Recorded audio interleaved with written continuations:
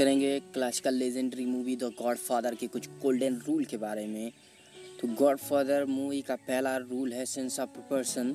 किसी भी इंसान के चरित्र की, किसी भी इंसान की कैरेक्टर की जो बात उसे बहुत मैच्योर बनाती है वह होता है उसका सेंस ऑफ प्रोपोर्शन। ऐसे इंसान की प्रतिक्रिया बहुत ही सधी हुई होती है। वह इमोशन से निर्णय नहीं लेता, वह किसी भी निर्णय तक पहुंचने में जल्दबाजी नहीं करता। वह किसी भी चीज़ के हर पक्ष पर सोचता है और ऐसा निर्णय लेता है जो ज़रूरी और सही होता है। वैसे तो मैच्योर पर्सन में ऐसे बहुत से स्किल्स होते हैं जिनकी सभी सराहना करते हैं। ऐसे लोग साहसी, निष्ठावान और ईमानदार होते हैं। लेकिन मेरी नज़र में आया किसी भी गलती के बिना और भावनाओं में बहे बिना सही निर्णय लेने की किसी इंसान की क्षमता उसे बहुत मैच्योर दर्शाती है।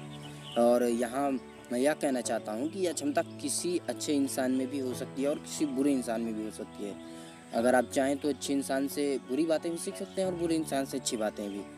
या किसी ऐसे व्यक्ति में भी हो सकती है जिसे समाज और संस्था गलत मानते हों। हमारे चारों ओर ऐसे अनेक इंसान हैं जो अच्छे हैं, वहीं ऐसे लोग भी हैं जो बुरे हैं लेकिन बुद्धिमान हैं। मैं अपनी बात को सबूत के साथ बताने के लिए आपके सामने कुछ उदाहरण प्रस्तुत करूंगा। मैं आपको फिल्म द गॉडफादर के मुख्य कैरेक्टर माफिया फैमिली के मुखिया डॉन वीटो कॉर्लियोने के बारे में बताऊंगा। मैं इस महान फिल्म के 3 दृश्यों की चर्चा करूंगा जहां इस किरदार में वह गुण साफ साफ दिखता है जिसकी हम चर्चा कर रहे हैं। हम जानते हैं कि डॉन कॉर्लियोने हमारी नैतिकता की नज़र में फिट बैठने वाला इंसान नहीं है, लेकिन बुरा होने पर भी उसके कैरेक्टर की कुछ विशेषताएं हैं जो उसे बहुत ही परिपक्व बनाती हैं, जो उसके व्यक्तित्व को भी भारी दर्शाती हैं। इस फिल्म के पहले दृश्य में ही बोना सेरा नाम का एक दुखी इंसान डॉन के सामने अपनी फरियाद लेकर आता है। बोना सेरा की बेटी के साथ कुछ युवकों ने बलात्कार किया और उसे बहुत चोट पहुंचाई।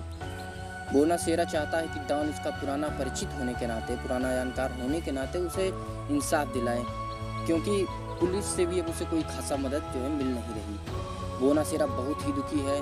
वह यह चाहता है कि उसकी बेटी के साथ दुष्कर्म करने वाले लड़कों को जान से मार दिया जाए। वीटो उन्हें जान से मारने से इनकार कर देता है, तो बोना सेरा गुस्से में विरोध में कहता है कि उसे किसी भी कीमत पर इंसाफ चाहिए और वह वीटो को इसके बदले कोई भी कीमत देने को तैयार है। तब वीटो कहता है यह इंसाफ नहीं है क्योंकि तुम्हारी बेटी अभी भी जीवित है। That I cannot do. I'll give you anything you ask. Instead, you come into my house on the day my daughter's to be married and you ask me to do murder. For money. I ask you for justice. That is not justice. Your daughter is still alive. Vito Corleone जैसी powerful don के लिए उन लड़कों को जान से मारने का आदेश देना या डिसीजन लेना न केवल बहुत आसान होता बल्कि दुनिया को अपनी ताकत दिखाने का ऐसा मौका होता जिसे कोई और डॉन अपने हाथों से जाने नहीं देता। उसे अपने आदमियों को बस एक उंगली से इशारा करने भर की देर होती कि उन्हें खत्म कर दो और शाम होने तक उन युवकों के कटे हुए सर उसके टेबल पर होते। वीटो को एक छोटे से फैसले पर बोलने से बहुतों के कलेजों की ठंडक पहुंचती, लेकिन उसने मैच्योर डिसीजन लिया।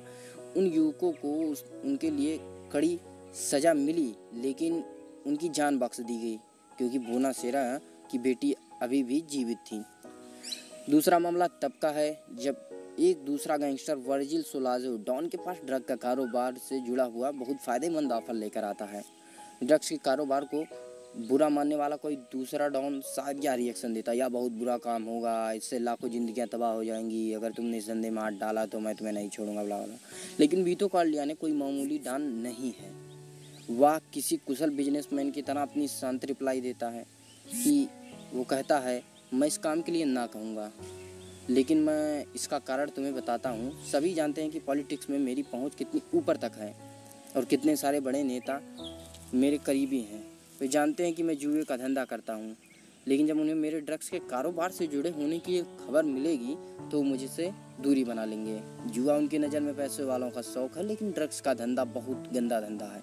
तुम इस बात को समझो कि मुझे इस बात से कोई फ़र्क नहीं पड़ता कि कोई इंसान कैसे पैसा कमाता है, लेकिन तुम जिस धंधे की बात कर रहे हो वो खतरनाक और गंदा है। I said that I would see because I heard that you were a serious man and you treated with respect.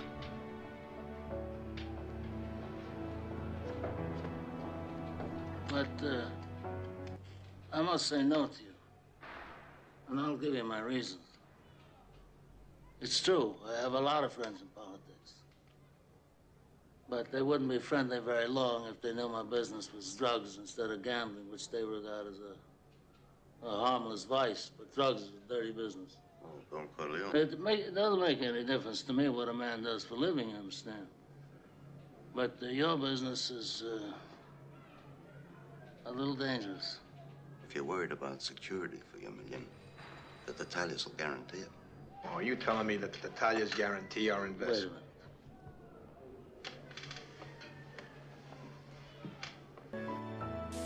तीसरा और आखिरी मामला उस वक्त का है जब डॉन अपने जीवन के बहुत ही बुरे दौर से गुजर रहा है। उसके बेटे सेंटोनियो को विरोधियों ने गोलियों से छलनी कर दिया है। फिल्म के इस दृश्य में वीतो की आंखों में इस दर्द को बखूबी दिखाया गया है। उसकी आंखें आंसुओं से नम हैं, लेकिन वह शांतचित्त कहता है कि इस वाक़ये से जुड़ी सारी बातों का पता लगाओ। मैं नहीं चाहता कि कोई भी बदले की कार्रवाई करे। माफिया के 5 परिवारों के मुखियाओं के साथ मेरी मीटिंग अरेंज करो। यह लड़ाई खत्म होनी चाहिए। डॉन के बेटे खून का बदला खून से चाहते हैं, लेकिन बुजुर्ग डॉन जल्दबाजी में बेटे के कातिलों को खोज कर उन्हें तड़पा कर मारने के बारे में नहीं सोच रहा है। हो सकता है वह यह काम बाद में इत्मीनान से और ठंडे दिमाग से करे, लेकिन अपने दुख की इस घड़ी में उसने अपने ऊपर नियंत्रण रखा। यह उसका दया भाव नहीं है, बल्कि यह एक ठोस संयम है। They shot Sonny on the causeway. He's dead.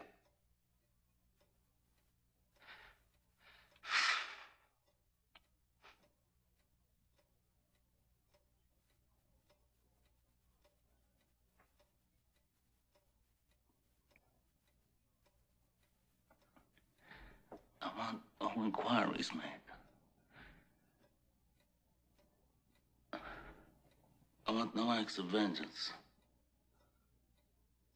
I want you to arrange a meeting with the heads of the 5 families. This war stops now.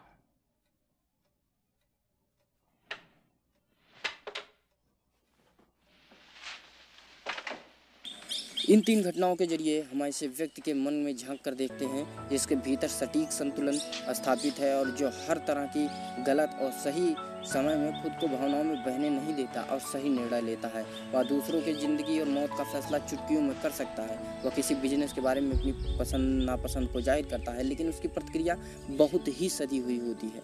उसकी बेटे की मौत हो चुकी है, लेकिन वह अपने विरोधियों के साथ टेबल पर बैठकर शांति से मामले को सुलझाना चाहता है। निर्णय लेने की यह क्षमता हर किसी में नहीं होती। किसी बात से जुड़ी अच्छाई हो या बुराई हो, समय हमारे साथ हो या खिलाफ, हम निर्णय लेने में जल्दबाजी करते हैं। हमारी भावनाएं हमारी निजी नापसंद और पसंद के आड़े आ जाते हैं। रूल नंबर 2 कहता है keep your friend close and your enemies closer. अगर आप अपने जीवन में नकारात्मक चीज़ों से पूरी तरह परिचित हैं तो आपको अपने दुश्मनों को काफ़ी करीब से देखना होगा, समझना होगा और आगे के बारे में सोचना होगा। अगर आप ऐसी चीज़ों को नज़रअंदाज करते हैं तो इसमें फ्यूचर में आपको ही नुकसान होगा। My father taught me many things here. He taught me in this room. He taught me, keep your friends close, but your enemies closer.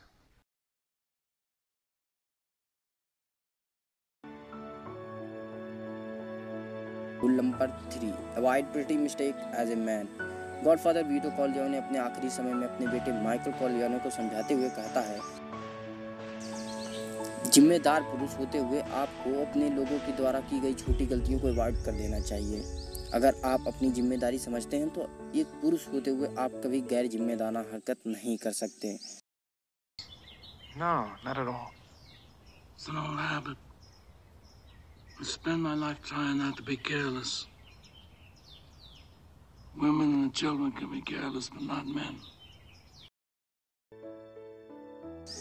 Rule number 4 don't take side against the family. Michael Corleone, जो कि अपने पिता veto कॉर्लियोने के बाद मुखिया don बनता है, वह यह बताता है कि बिजनेस हो या कुछ और, किसी और के साथ मिलकर आपको अपने खून के खिलाफ कभी भी नहीं जाना चाहिए। उसके लिए उसका परिवार बहुत महत्वपूर्ण है। You can talk to the Don, you can explain. Just a minute now. Don is semi-retired and Mike is in charge of the family business now. Have anything to say? Say it to Michael. Mike, you don't come to Las Vegas and talk to a man like Mo Green like that.